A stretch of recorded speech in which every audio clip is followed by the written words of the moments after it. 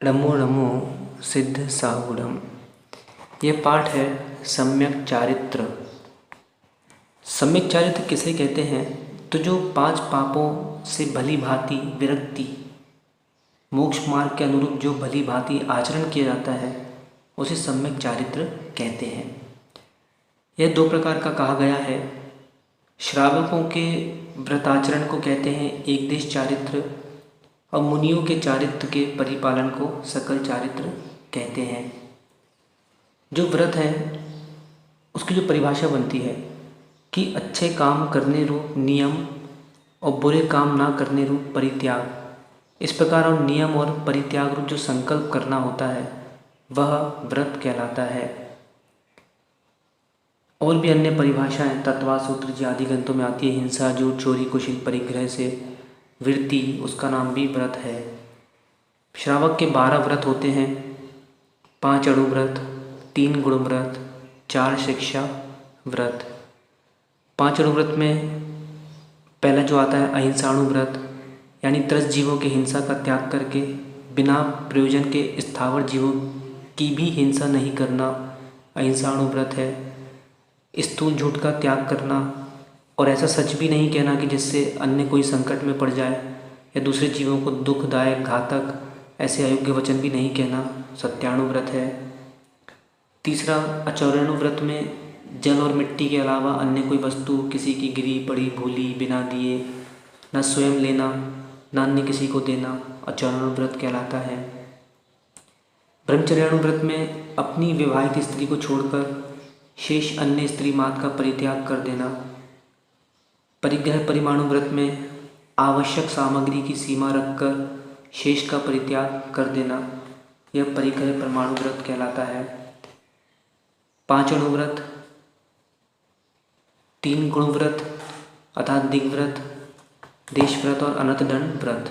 तो 3 गुण व्रत में जो दिग्व्रत है, पापों से बचने के लिए 10 दिशाओं के आने जाने की सीमा निश्चित कर लेना और जीवन भर उस सीमा के बाहर नहीं जाना, यह दिग्व्रत कहलाता है। 10 दिशा कौन सी हैं तो बताएं? पूर्व, आग्नेय, दक्षिण, नैऋत्य, पश्चिम, वायव्य, उत्तर, ईशान, ऊर्ध्व और अधो। देशव्रत किसे कहते हैं? तो दिग्व्रत में जो की गई मर्यादा के बाहर भीतर किसी गांव, गली, घर, बाग, बाजार तक निश्चित समय के लिए आने जाने का प्रमाण करके उससे बाहर नहीं जाना, वह देशव्रत कहलाता है। मतलब दिग्व्रत की सीमा कर ली, उसमें भी और सीमा करना देशव्रत कहलाता है। अनंत दंड व्रत किसे कहते हैं? तो बिना प्रयोजन के मन, वचन, काय की अशुभ प्रवृत्ति का त्याग करना अनंत दंड व्रत कहलाता है। शिक्षा व्रत में 4 शिक्षा व्रत कहे गए हैं। तो जिन व्रतों में हमें मुनि व्रत पालने की प्रेरणा, शिक्षा मिले उन व्रतों को शिक्षा व्रत कहते हैं। जैसे समस्त 4 प्रकार के होते हैं: सामायिक, पुरुषोपवास शिक्षा व्रत, भोगोपभोग परिमाण शिक्षा व्रत और अंतिम जो होता है अतिथि संविभाग व्रत। समस्त पाप कार्यों का अंतरंग और बाह्य से किसी निश्चित समय तक त्याग करके समता भाव रखना सामायिक शिक्षा व्रत कहलाता है।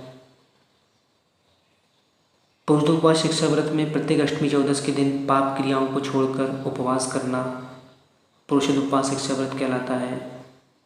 भोगोपभोग परिमाण व्रत में खाद्य एवं वस्त्राभूषण आदि अनेक दैनिक जीवन उपयोगी वस्तुओं की सीमा करके शेष वस्तुओं से ममत्व का परित्याग करना भोगोपभोग परिमाण व्रत कहलाता है।